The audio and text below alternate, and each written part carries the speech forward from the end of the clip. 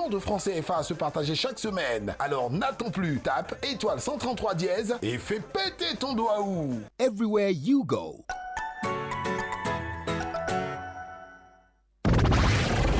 Radio Côte d'Ivoire, des grands moments à chaque instant.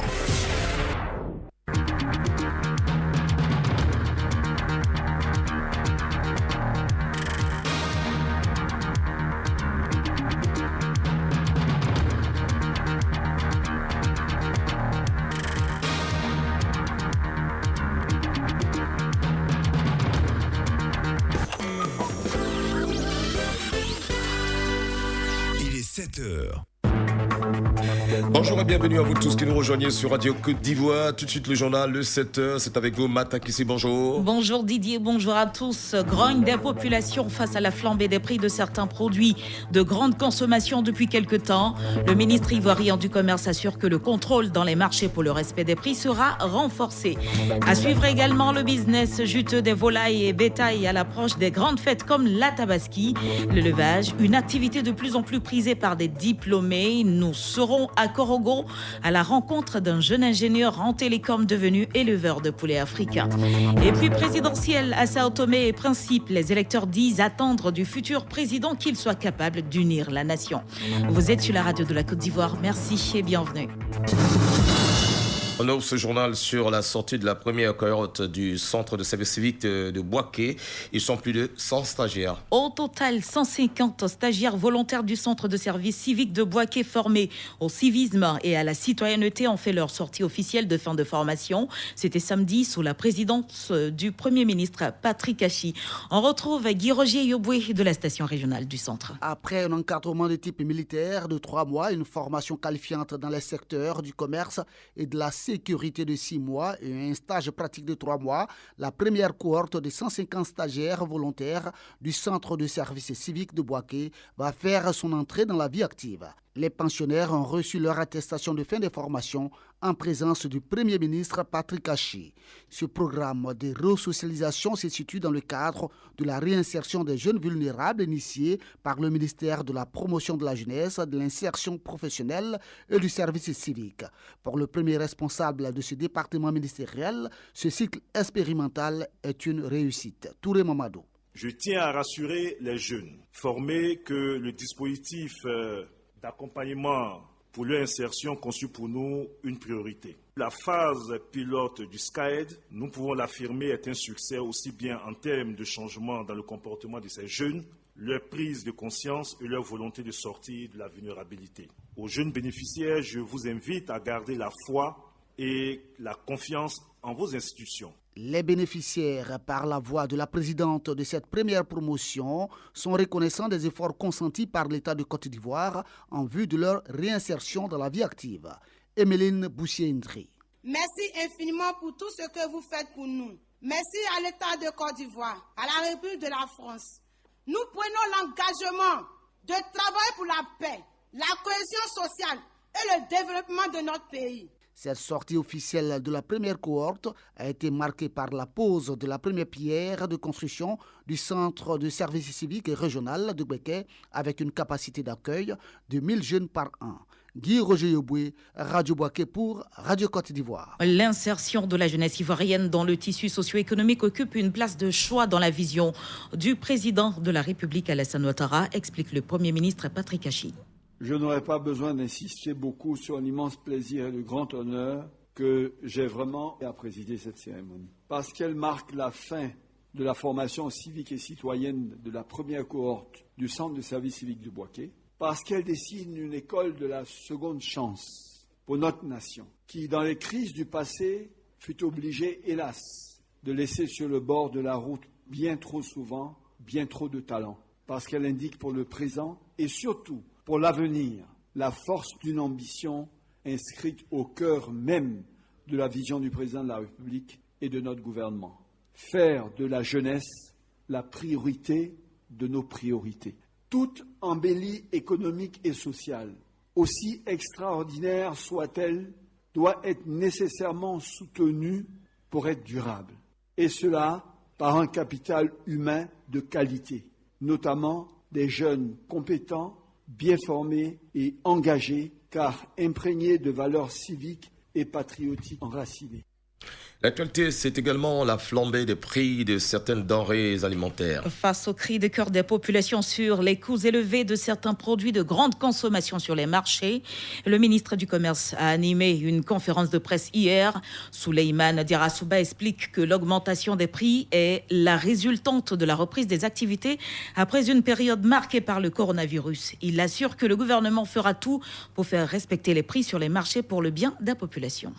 Je voudrais donc vous assurer que nous allons continuer de renforcer la surveillance du marché. Nos équipes seront encore plus présentes dans les marchés sur toute l'étendue du territoire. Et nous poursuivrons également la concertation avec les différents acteurs du marché. Les échanges avec ces différents acteurs permettront de trouver des solutions durables qui n'altèrent pas le pouvoir d'achat des populations. Parce que le gouvernement ivoirien est avec les populations ivoiriennes. Et en cas de nécessité, nous allons prendre les mesures qui s'imposent, c'est-à-dire les mesures d'encadrement des prix. J'invite donc les populations au calme et à la sérénité et à ne pas céder à la panique et surtout à éviter de diffuser des informations erronées qui sont de nature à perturber le fonctionnement du marché et à entraîner par effet pervers des augmentations injustifiées. Direction le Kabadougou, la région s'engage à lutter contre les violations des droits de l'enfant. Plusieurs violations des droits de l'enfant enregistrées dans cette partie de la Côte d'Ivoire. À l'occasion de la journée de l'enfant africain célébrée vendredi, le directeur régional de l'enfant a fait le point. Babidou Richard est interrogé par notre correspondante Anokone. Les adolescents n'ont pas accès aux services de santé sexuelle et de reproduction en général. En matière d'état civil, environ un élève sur deux n'a pas d'extrait date de naissance. En matière de protection de l'enfant, je ne vous apprends rien. Vous savez que le district de Denguélé fait partie des localités en Côte d'Ivoire où se pratique l'excision. Environ plus de 70% d'enfants connaissent l'excision. En matière de mariage d'enfants, on retire même les enfants de l'école pour les mettre en mariage. Face à tout cela, vous comprenez avec moi qu'il y a beaucoup de choses qui restent à faire. Et donc, nous appelons d'abord la responsabilité des parents. Les parents doivent assumer leurs responsabilités, mais également les services de l'État, que ce soit les services déconcentrés, que ce soit les collectivités locales, doivent se mettre ensemble dans un élan de synergie d'action pour que chacun à son niveau dans son secteur puisse apporter quelque chose, pour qu'on puisse relever tous les défis qui se présentent à nous en termes d'éducation, en termes de santé, en termes de protection de l'enfant, en matière même d'état civil. Restons encore en région, cette fois dans le Zanzan. Le district dit non aux violences basées sur le genre. Les jeunes de cette région sont en garde surtout contre les viols, agressions et le mariage forcé. Ils l'ont fait savoir samedi lors d'une activité de sensibilisation au terrain du quartier Zanzan. Cette activité vise à réduire considérablement le taux de ces types de violences. Avec notre correspondant à Bandoukou, Méchac Steve. Le Zanzan, l'un des plus grands quartiers de Bandoukou, a connu dans un passé récent des cas de viol et d'assassinat, des faits que veut plus revivre la jeunesse de ce quartier qui organise des campagnes de sensibilisation contre les violences. Bamba Abdourahman est le président de l'association des jeunes du Zanzan. Vraiment, on voit que c'est une violence qui est récurrente.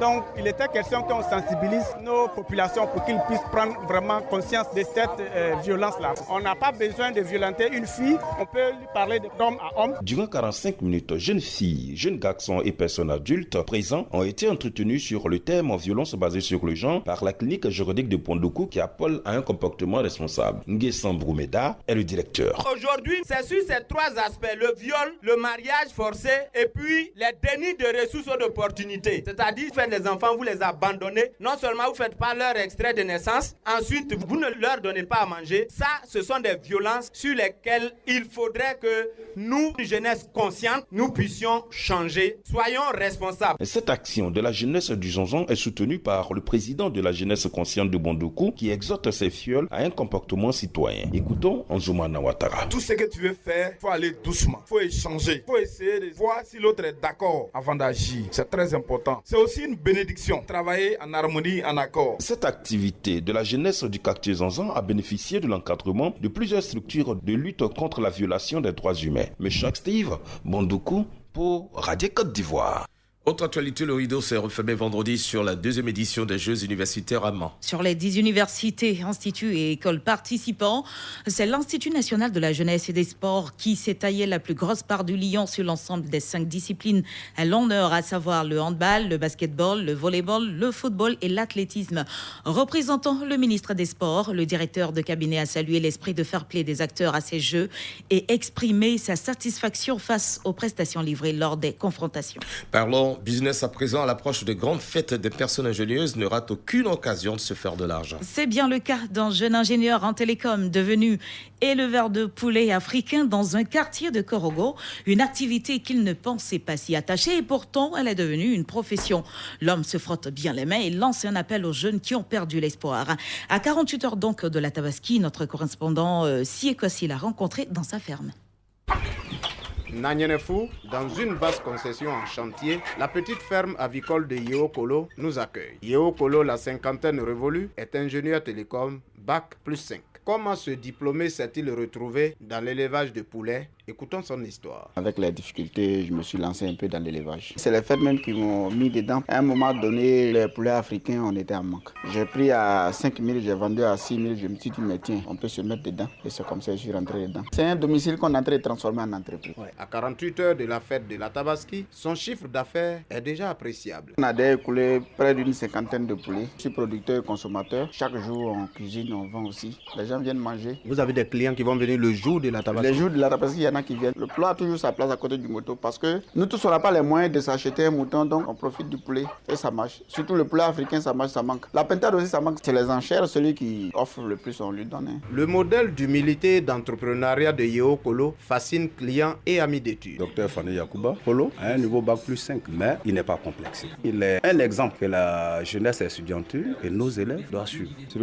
Moi-même, ça m'a étonné parce qu'il a fait à l'école, il a sa diplôme, il vient toujours pour faire. Ce qu'il fait là, c'est comme ça l'homme doit faire.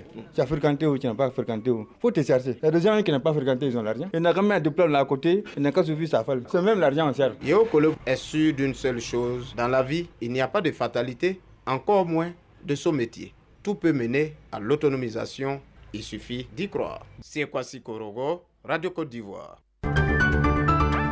Dans l'actualité hors de nos frontières présidentielles à Sao Tomé-Principe, les électeurs ils mettent des fortes attentes. Les populations ont voté hier dimanche pour choisir leur nouveau président. Parmi 19 candidats interrogés, de nombreux électeurs disent attendre du futur président qu'il soit capable d'unir la nation et de coopérer avec le Premier ministre pour faire avancer le pays. C'est le cas de l'avocat et président du réseau panafricain des jeunes pour la culture de la paix. Il considère que le prochain chef de l'État doit coopérer avec le Premier ministre pour trouver des entrepreneurs qui viennent investir à Sao Tomé et Principe.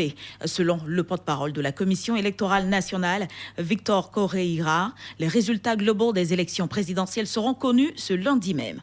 Et puis c'est le rendez-vous de la recherche contre le virus de l'immunodéficience humaine. La Société internationale contre le sida est réunie depuis hier en congrès auquel s'est invitée la Covid-19 qui impose d'ailleurs au rassemblement de se tenir de façon virtuelle et non à Berlin comme prévu. Des milliers de chercheurs, étudiants, politiques et militants vont pendant 3 jours présenter et commenter les dernières avancées de la recherche contre le VIH-Sida. Le congrès de l'IAS est toujours un moment fort dans le monde de la lutte contre la maladie. Et c'est ici que prend fin ce journal. Retenez à la une, grogne des populations face à la flambée des prix de certains produits de grande consommation depuis quelques temps. Le ministre ivoirien du Commerce assure que le contrôle dans les marchés pour le respect des prix sera renforcé. Et puis à l'approche des grandes fêtes comme la Tabaski, le business juteux des volailles et bétail s'amplifie.